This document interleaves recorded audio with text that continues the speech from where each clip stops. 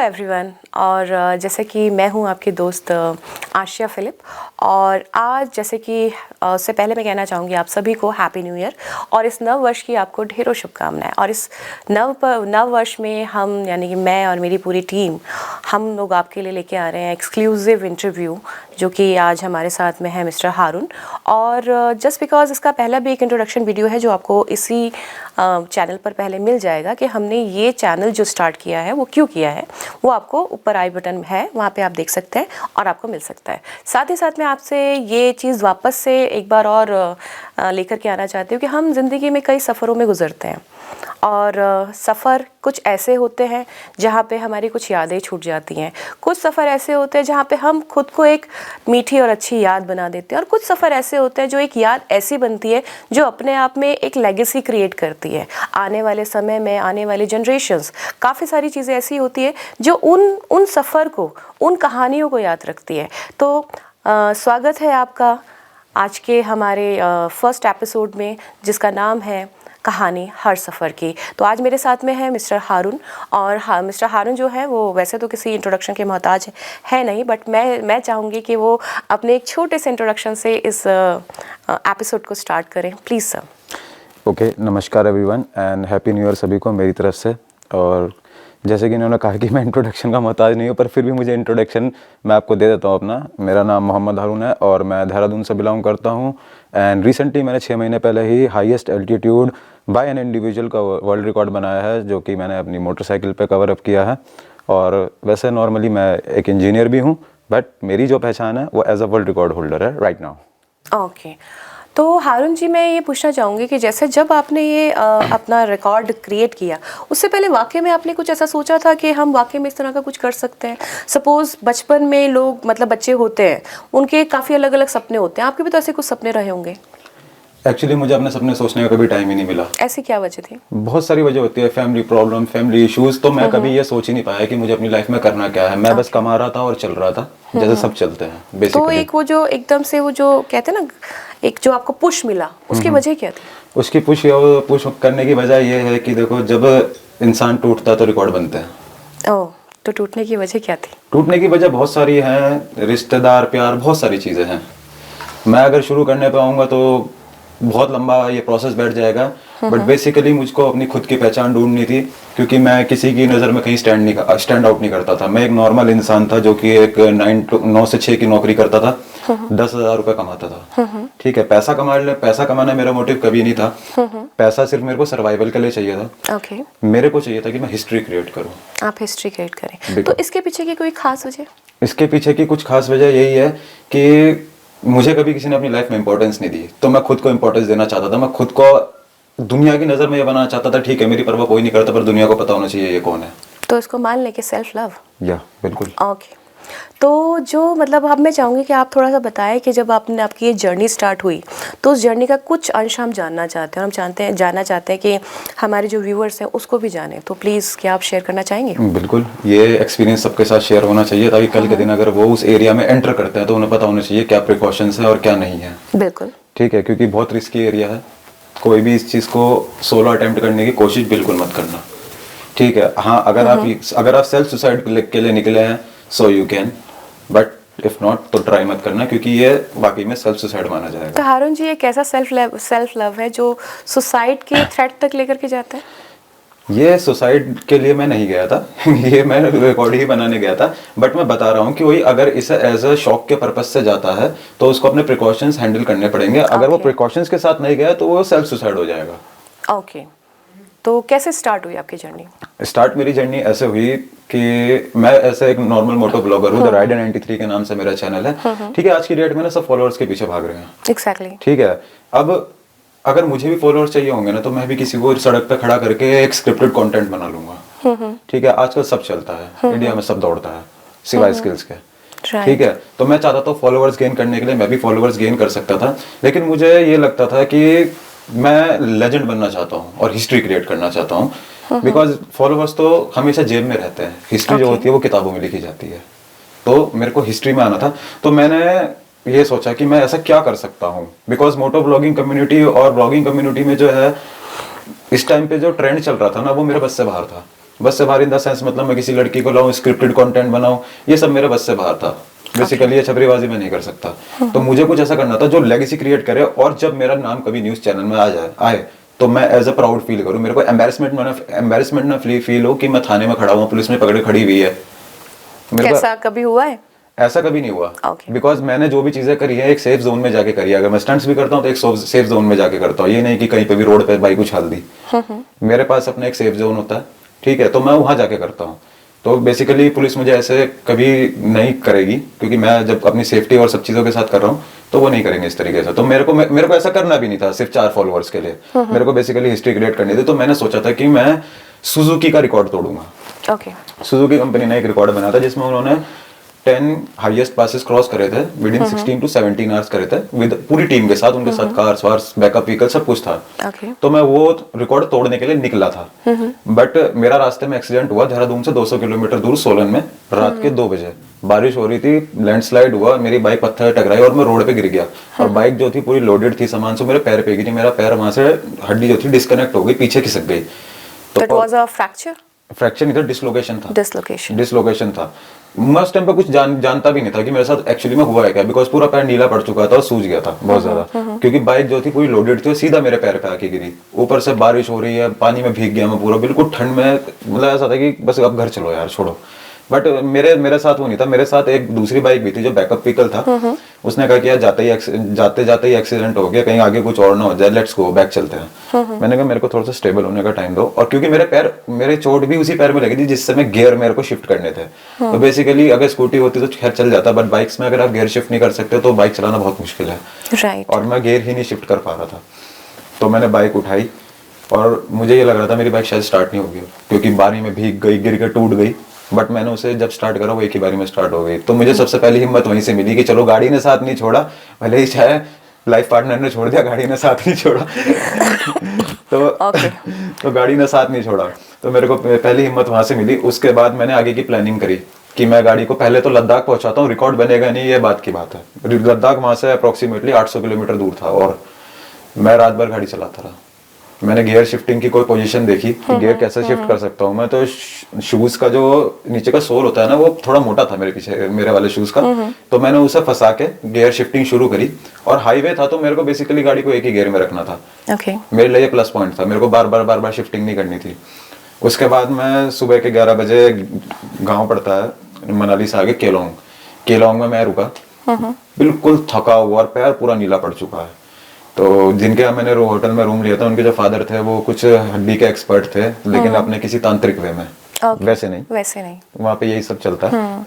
तो उन्होंने मेरा पैर देखा, उन्होंने कहा मैं इसे ठीक तो कर दूंगा, बट तुमको फिर भी डॉक्टर के पास जाना पड़ेगा। कहाँ तक पहुंच चुके थे उस टाइम पर? केलोंग से लद्दाख जो था ऐसी था 550 किलोमीटर और तो वहाँ पे उन्होंने मेरे पैर को एडजस्ट किया, थोड़ा बोन क्रैकिंग वगैरह करके एडजस्ट किया। उन्होंने मुझे कुछ दवाई दी कि लगा के सो जाओ, सुबह उठना सीधा। मैंने कहा ठीक है। मैं जब सुबह उठा तो मेरा पैर काम करना शुरू कर चुका था, मतलब उतना नहीं, बट मूवमेंट था, वरना रात से तो वो चल ही नहीं रहा था। मूवमेंट था, लेकिन उसमें हेयर लाइन था पैर में। मुझे फर्क नहीं पड़ा। मैं सुबह को मैंने अपना बैग बांधा, पेट्रोल डाला, मैं निकल गया।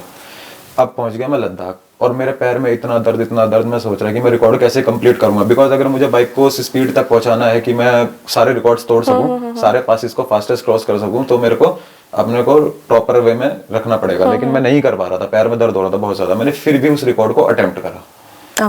मैंने ट्राई करा, मैंने कहा लेट्स सी, देखा जाएगा। बट सब कुछ सही आ रहा था। गूगल मैप ने मेरे को गलत लोकेशन दे दी।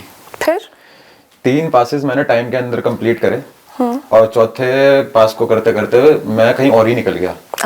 मतलब मैं उस पास से और उल्टा 400 किलोमीटर पीछे चला गया। तो कारगिल की तरफ, जबकि बेसिकली मेरे को जाना था उमलिंगला की तरफ, मैं पहुंच गया कारगिल की तरफ। तो मैं और 400 किलोमीटर पीछे चला गया।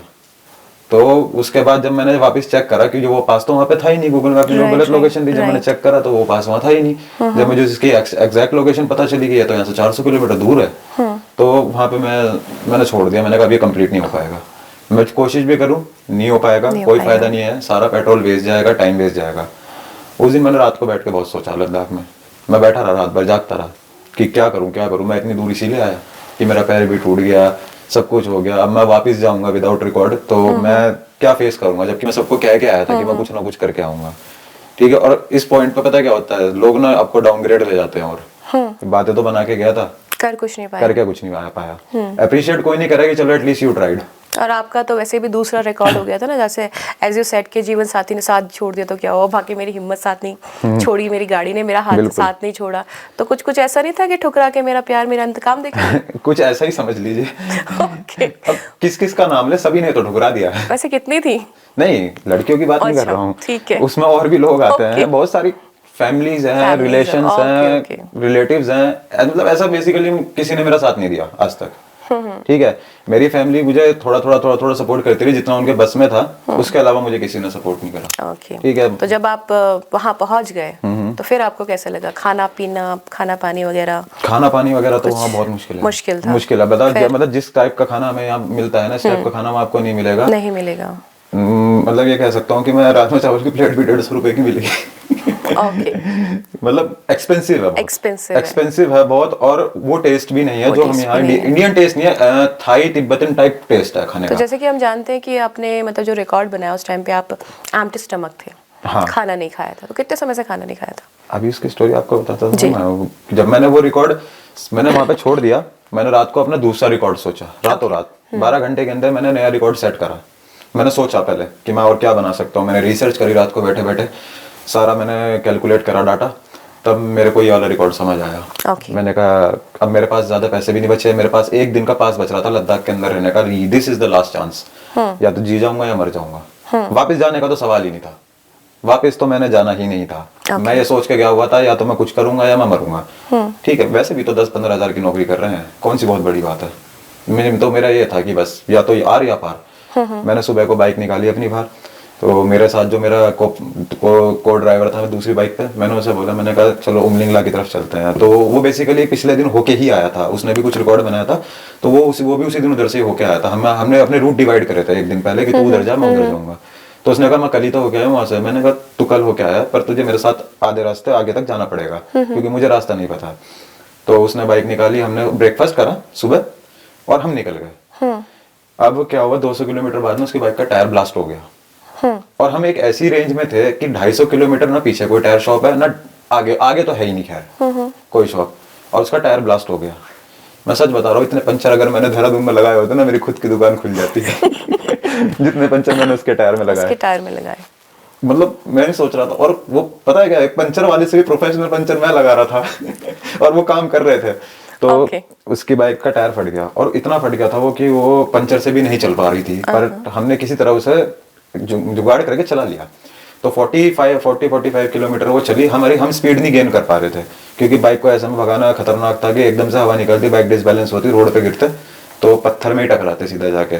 तो धीरे चलते रहे। एक जगह हमें पंचर वाले की दुकान देगी, मैंने कहा चलो ठीक है, ये तो पंचर वाला है, ये तो इसे परफेक्ट कर ही देगा।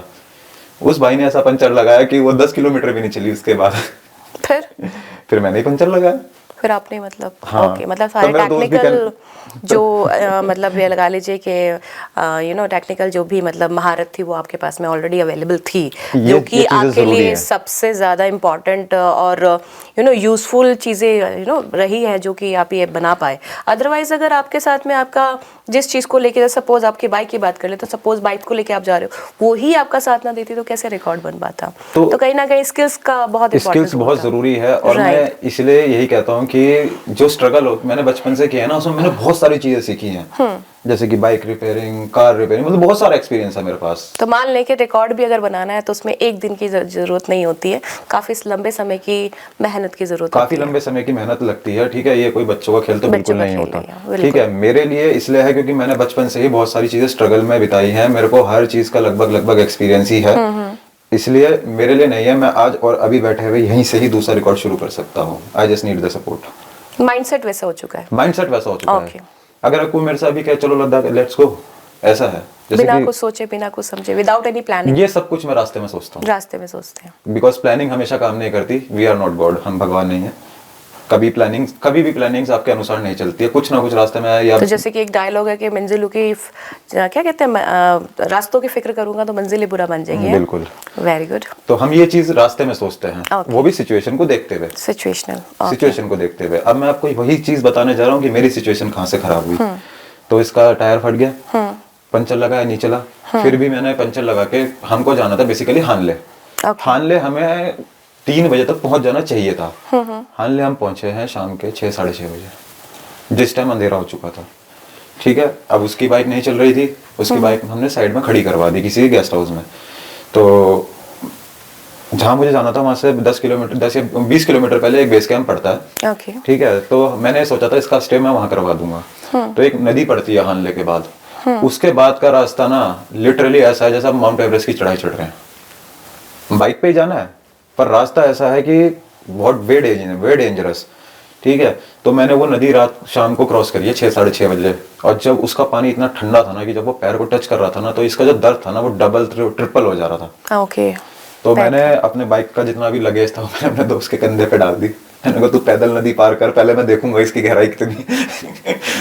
तो वो कहना मेरी बलि देना चाहता है। मैंने कहा तू कर तो सही, तेरे पीछे मैं हूँ तो सही, तू अपने आप को ही संभाल लेना पहले।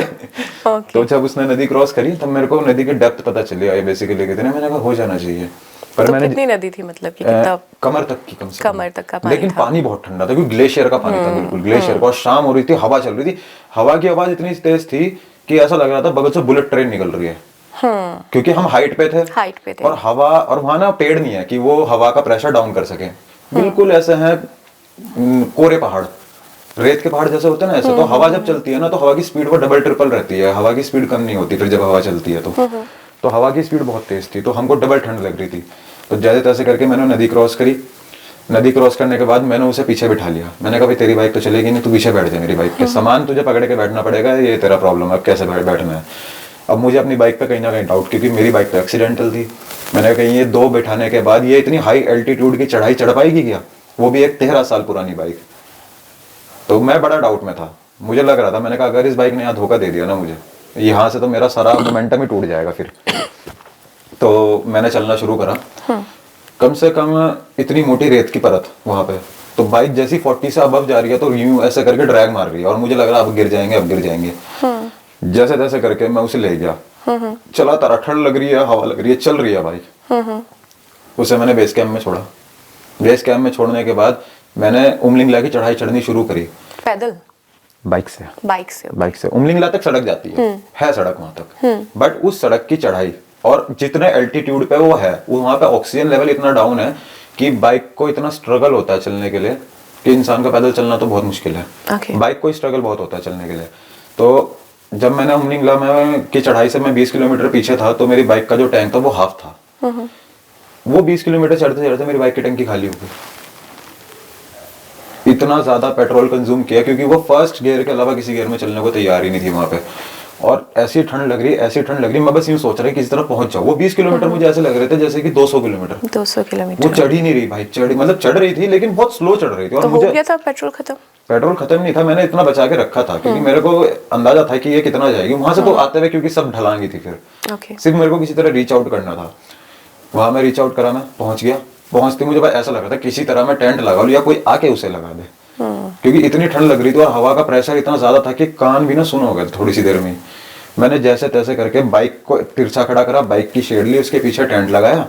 अब मेरे पास ना स्टोव था, छोटा वाला स्टोव था, नूडल्स वगैरह थे। पानी में लेके नहीं गया था क्योंकि मैंने सोचा था बर्फ तो है ही, बर्फ को पी लाएंगे, वही पी जाएंगे। ठीक है, अब मैंने फटाफट से टेंट लगाया, टेंट के अंदर मैं घुसा, मुझे थोड़ा सा रिलीफ मिला। मैंने चलो अब हवा डायरेक्ट नहीं लग रही है। उसके बाद मैंने जैसे ही स्टोव रख के लाइटर ऑन करा तो लाइटर तो वहां काम ही नहीं कर रहा। अब क्या करूं मैं, क्योंकि मुझे ये पता था कि लाइट वो बर्नर वाला लाइटर होता है, वो तूफान में भी काम करता है। मुझे ये थोड़ी पता था कि वहां पे ऑक्सीजन ही इतना कम है कि वहां जलेगा ही नहीं। तो वहां पे गैस काम नहीं करी।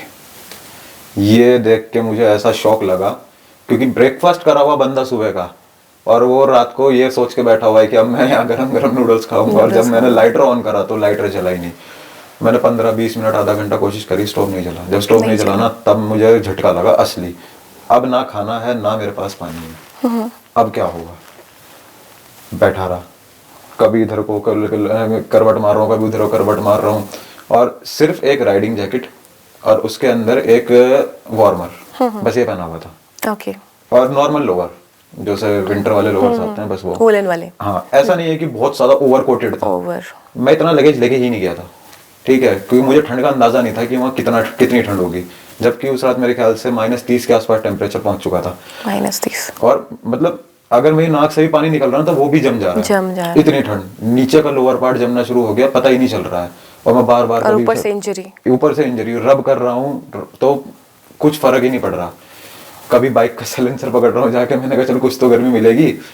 जैसे तैसे करते करते मैंने तो रात के 2-3 बजे बिता दिए। और मुझे ऐसा लग रहा मैंने सुबह कब होगी। मेरा गला सूख गया, होंठ फट गया, होंठ में से खून निकलने लग गया, क्योंकि होंठ में लकीरें पड़ गई थी, लाइंस होती है, क्रैक्स वो ज्यादा बढ़ गए। मैं आपको सुबह की फोटो दिखाऊंगा कि फोटो में ना अलग ही पता चल रहा है, यहाँ चेहरा यहाँ कटा हुआ है, मतलब गड्ढे पड़ गए थे और निशान पड़ गए थे। स्किन को काटना शुरू कर दिया था ठंड ने और हवा ने स्किन को काटना शुरू कर दिया था। और मेरा गला ऐसा हो रहा है, मेरे मुंह से आवाज नहीं निकल रही, बिल्कुल ऐसा जकड़ गया। जैसे तैसे करते करते सुबह के 5 बजे, जब सुबह के 5 बजे तो सूरज की पहली किरण जब पड़ी ना, मुझे ऐसा लगा मैं मर तो नहीं गया क्योंकि जब किरण मुंह पे पड़ती है ना टेंट के अंदर लेटे लेटे, तो ऐसा लगता है कि अंधेरा सा छा जाता है बिल्कुल। तो ऐसा लगता है तो सुबह की सूरज की पहली किरण निकली ना, तो मैंने फोन में देखा, मैंने क्या टाइम हो रहा है, देखो कि सुबह के 5 बज रहे हैं। 5 बजे ऐसा लग रहा है दोपहर के 2 बज रहे हैं।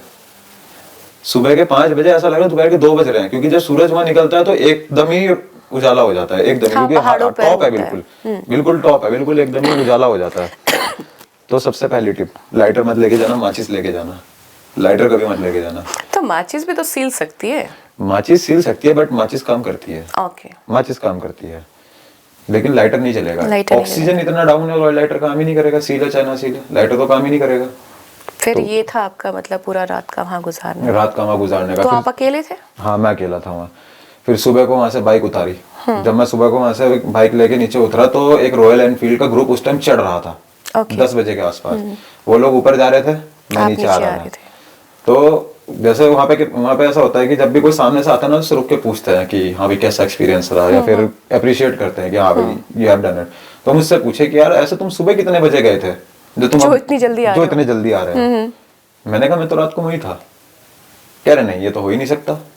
मैंने कहा सच में? मैंने कहा उधर से ही आ रहा हूँ। मैंने कहा मेरा फोन वगैरह डाउन हो गया है, क्योंकि ठंड में बैटरीज काम नहीं करती है, ठंड में बैटरी ड्रेन होती है बहुत जल्दी। जितना ठंडा होगा आपकी बैटरी फोन की या पावर बैंक की, उतनी जल्दी ड्रेन होगी। मतलब ये मान के चलिए अगर आपकी बैटरी अभी 100% है ना, तो 5 मिनट में 0 हो जाएगी, इतनी जल्दी ड्रेन होती है वहाँ पे बैटरी। तो मैंने कहा मेरा फोन वगैरह सब कुछ बंद हो जाए, नहीं तो मैं आपको दिखाता। वो ग्रुप मानने को तैयार नहीं था कि कोई रात भर रुक कर सुबह को वहां से उतर के आ रहा है। पर मैंने उन्हें ये नहीं बताया था कि मैं रिकॉर्ड अटेम्प्ट करने गया था। मैंने उन्हें ऐसे ही बोला कि मैं ऐसे ही गया था, मेरी बाइक खराब हो गई थी। मैं ये डिस्क्लोज नहीं करना चाहता था उस टाइम पे, बिकॉज जब तक अप्रूवल ना आ जाए, क्योंकि इसको अप्रूव भी कराना पड़ता है, जब तक अप्रूवल ना आ जाए कुछ भी क्लेम करना बेकार है। ठीक है, तो मैंने उस टाइम पे क्लेम नहीं था ये। तो लोग शौक में थे कि ये तो नहीं हो सकता, ये नहीं हो सकता कि 5-10 मिनट में ही ना, अगर आप दिन में भी जाओगे तो 5-10 मिनट में आपकी सांस फूलनी शुरू हो जाएगी। आपको ऐसा लगेगा बस चलो छोड़ो, वापस चल रहा है, अब नहीं रहा जा रहा है यहाँ पर, इतना ज्यादा ऑक्सीजन लेवल डाउन है। फिर मैंने अपने फ्रेंड को वहां से उठाया। उसके बाद हम डायरेक्ट देहरादून आए हैं, नॉन स्टॉप बाइक चलाते हैं 24 आवर्स के अंदर, विद इंजरी। वहाँ पे ट्रीटमेंट वगैरह कुछ नहीं लिया? रुकना बेकार था। ओके। रुकना बेकार। तो कितने आवर्स का मतलब राइड रहा वहाँ से लेके देहरादून तक? 24 आवर्स। 24 आवर्स उसी पोजीशन में 24 आवर्स नॉन स्टॉप बाइक चलाई है। सिर्फ अपना खाने के लिए रुके हैं, बस दैट्स इट। तो जब घर आए तो घर वालों के रिएक्शंस क्या थे? ना ही पूछे तो ज्यादा बेहतर है। चलिए, ओके। क्योंकि बेसिकली यही होता है कि रिकॉर्ड से क्या होगा, क्या पैसा आया, पैसा कितना आया। मतलब आपको लगता है कि मतलब कुछ भी कर ले, कभी कभी फैमिली इतनी ज्यादा सपोर्टिव नहीं होती है? अगर मुझे पैसा ही कमाना होगा ना, तो मेरे पास ना 100 अलग अलग रास्ते हैं। नहीं, वो आपका सेकंड क्वेश्चन है। मेरा क्वेश्चन ये है कि क्या फैमिली आपको लगता है कि अगर सपोर्ट करे तो इस चीज़ में बहुत ज़्यादा सक्सेस कर सकते हैं? बिल्कुल, मोटिवेशन ही तो सबसे मेन होता है। अगर आपके घर वाले आपको सपोर्ट करेंगे तो आप बैक ऑफ क्यों करेंगे? आपको लगता है किसी चीज़ को करने के लिए मोटिवेशन की ज़रूरत होती है? मुझे तो मोटिवेशन की ज़रूरत नहीं है। मैं तो अपनी लाइफ में इतना ज़्यादा एक्सपीरियंस ले चुका हूँ कि जहाँ तक सॉरी टू इंटरप्ट, लेकिन जहाँ तक कि मैंने भी आज दिन तक देखा है कि इंसान बड़े बड़े रिकॉर्ड तभी बना पाता है जब उसे पता होता है कि दुनिया उसके हारने की वेट कर रही है, और वो उसी टाइम पे कुछ ऐसा कर जाए। अदरवाइज अगर लोगों को मैं काफी जगह देखती हूँ कि काफी सारे बच्चे आजकल जेनजीज स्पेशली, ठीक है, इवन हमको भी कभी कभी लगता है हमें मोटिवेशन चाहिए, बहुत ज्यादा मोटिवेशन चाहिए, बट मैं ये मतलब एक वाक्य में ये आप ही की बात नहीं है, ये मैंने अक्सर देखा है कि जो लोग सबसे ज्यादा मतलब रिकॉर्ड होल्ड करते हैं या कुछ ऐसी चीजें बनाते हैं जहां लोगों को लगता है कि हाँ भाई ये कुछ ऐसा है जो एक एक लेगेसी क्रिएट कर रहा है, एक लेजेंड बना रहा है, तो वो तभी बन पाता है जब उसके साथ में कोई नहीं होता है सिवाय उसका एक ही हथियार होता है, वो है हिम्मत। तो मैं इसमें बिलीव करती हूँ, तो वही मेरे को आपकी स्टोरी में भी समझ में आया है। बिल्कुल, मैं फैमिली की बात इसलिए ला रहा था क्योंकि अगर इन्होंने मुझे शुरुआत से सपोर्ट करा होता, क्योंकि मैं अपने आप को एक नॉर्मल इंसान नहीं मानता। नहीं, इसमें आपका थोड़ा सा मैं कहना चाहूंगी, अगर हमें कंफर्ट जोन मिलता है ना तो हम नहीं कर पाते हैं। नहीं, कंफर्ट जोन एक अलग चीज होती है, और एक ये होता है कि हाँ आपकी अचीवमेंट के बाद आपकी फैमिली उसे अप्रिशिएट कर रही है। मैं अप्रिसिएशन की बात कर रहा हूँ बेसिकली, कि चलो ठीक है आज तक कुछ नहीं करा कोई बात नहीं, बट लड़का इतनी बड़ी अचीवमेंट लेके आया है तो दे शुड बी प्राउड। वहां पे ये बात नहीं आनी चाहिए कि क्या पैसा आया, ठीक है मैंने झेल लिया, मेरे को कोई फर्क नहीं पड़ा, but we are ready for next record. अब नेक्स्ट रिकॉर्ड के लिए मैं रेडी हूँ। मेरे को अब किसी से कोई फर्क नहीं पड़ता कि कोई क्या कर रहा है या क्या नहीं कर रहा है। कोई जीता हो जिए, नहीं जीता हो मत जिए, let it go, I am going to create the history. ठीक है, तो कैसा लगा फिर जब आपने इसको अप्लाई किया, क्लेम किया अपने रिकॉर्ड के इसको लिए? अप्रूव होने में कम से कम मेरे 2 महीने लग गए। 2 महीने लग गए? 2 महीने लग गए, क्योंकि इसमें बहुत सारी प्रॉब्लम्स थी, लाइव लोकेशंस वगैरह, प्रोसेसिंग में भी काफी टाइम लगा? बहुत लंबा प्रोसेस था। एक्चुअली मेरे पास, मैं इसे गिनीज में अप्लाई करना चाहता था, पर गिनीज के लिए मेरे पास उतना पैसा नहीं था, ना ही मुझे कहीं से सपोर्ट था। तो अभी आपका किस में बना है? India books of records. India books, ऐसे ही 3-4 बुक्स है, एक तो लिम्का ऑल है, over the world, Limca, Asia, Guinness, India. India, ये जो है टॉप 4 है। अभी जो नेक्स्ट वाला है वो गिनीज में जाएगा? Let's see how it goes, क्योंकि रिकॉर्ड तो रिकॉर्ड होता है, लेकिन जब आप उसे प्रोसेसिंग में डालते हैं ना, तो जो फीस होती है ना वो मेन होती है। देखो रिकॉर्ड तो बन जाता है, रिकॉर्ड में बना दूंगा, लेकिन जो उसकी फीस होगी बेसिकली वो कहाँ से आएगी? अप्रॉक्स कितनी फीस पड़ जाती है? 1,60,000 इन गिनीज। इन गिनीज, एंड इतने रुपए में मैं 4 रिकॉर्ड और बना दूंगा। तो मतलब खिताब इम्पोर्टेंट नहीं है, क्रिएशन इम्पोर्टेंट है। क्रिएशन इम्पोर्टेंट, एग्जैक्टली होता है कभी कभी, बहुत से लोग होते हैं कि हमें अवार्ड मिले, अवार्ड से ज्यादा है कि आपने किया कितना है। अगर मुझे अवार्ड चाहिए होता तो मैं इसे सब जगह डिस्प्ले करता, हाँ, प्रमोशन के लिए यहाँ वहाँ घूमता रहता, मैंने कुछ नहीं करा। ठीक है, अप्लाई मैंने इसलिए करा, मुझे अप्लाई करने का एक रीजन था। अप्लाई करने का रीजन इसलिए था कि जब मैंने इतनी मेहनत कर दी, मैं इतना सब कुछ झेल के आ गया, ठीक है, तो अगर मैं किसी को बाय द वे मुंह से बताऊंगा ना कि मैंने ये कर दिया, लोग बिलीव ही नहीं करेंगे। नहीं करेंगे, और नहीं करते हैं, नहीं करेंगे, वो पता क्या कहते हैं, क्या बोल रहा है। वो कहते हैं ना चढ़ते सूरज को सलाम होता है। मेरे को एक बार किसी ने कहा था कि मैं तेरे से ज्यादा फेमस हूँ, मेरे को ये बात किसी ने बोली थी, तो आज मैं उसे यहाँ से जवाब देना चाहूंगा कि मेरा नाम गूगल पर सर्च कर लेना, पता चल जाएगा कौन फेमस है, हु इज मोर फेमस। तो अगर फेमस होने वाली बात होती, मैं भी फटे कपड़े पहन के रोड पे घूम रहा होता, रील्स बना रहा होता। आजकल यही चलता है, तो कोई अभी भी कुछ भी कर लेता है। अभी जो आपका नेक्स्ट रिकॉर्ड बनने जा रहा है उसके बारे में कुछ बताएंगे?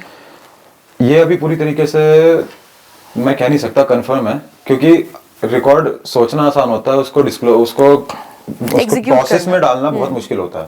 ठीक है, क्योंकि बुक्स और सरकार भी वही रिकॉर्ड ही अप्रूव करती है जो उन्हें लगता है कि इट कैन हैपन। अगर उन्हें लग रहा होगा ना कि इसमें आपकी जान चली जाएगी, they will not accept it, वो साफ मना कर देंगे। और अगर आप वो चीज कर भी लेंगे तो भी उसे गिनीज या कोई भी अप्रूव नहीं करेगा।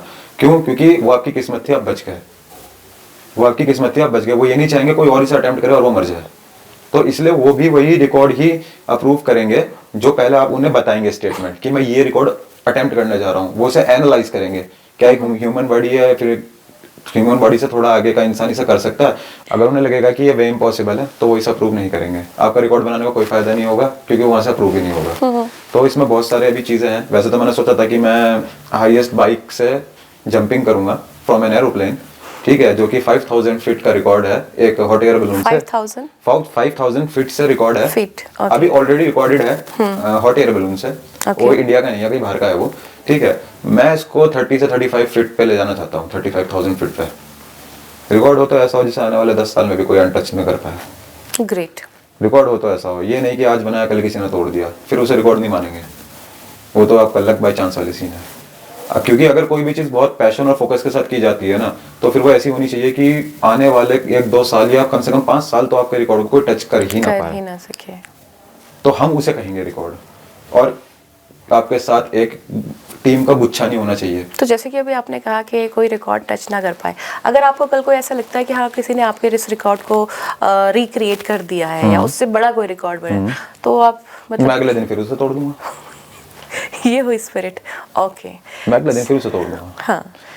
क्योंकि जब इंसान मरने से डरना छोड़ देता है ना, तो वो अनबीटेबल हो जाता है। ओके।